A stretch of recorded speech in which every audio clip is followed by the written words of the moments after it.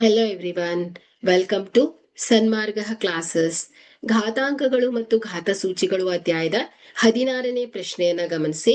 0.000034ರ ಘಾತಾಂಕ ರೂಪವು 3.4 ಇಂಟು 10 ರ ಘಾತ ಎಕ್ಸ್ ಆದರೆ ಎಕ್ಸ್ ನ ಬೆಲೆಯು ಆಯ್ಕೆ ಎ 4, ಆಯ್ಕೆ ಬಿ -4, ಆಯ್ಕೆ ಸಿ 3, ಆಯ್ಕೆ ಡಿ -3. ಸೊ ಇಲ್ಲಿ ದಶಮಾಂಶ ಬಿಂದುವನ್ನ ವರ್ಗಾಯಿಸಬೇಕು. ಸೊ ಇಲ್ಲಿ 0.000034.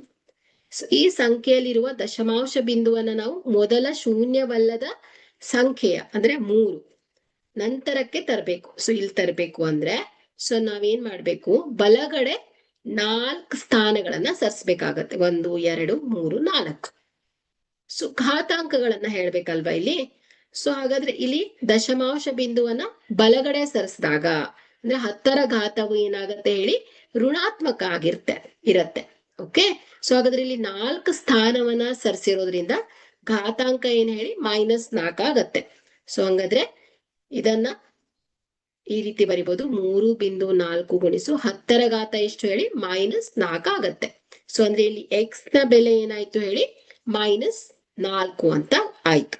ಹಾಗಾದ್ರೆ ಕೊಟ್ಟಿರುವಂತಹ ಆಯ್ಕೆಯಲ್ಲಿ ಬಿ -4 ಎಕ್ಸ್ ನ ಬೆಲೆ ಆಗಿದೆ. Thank you.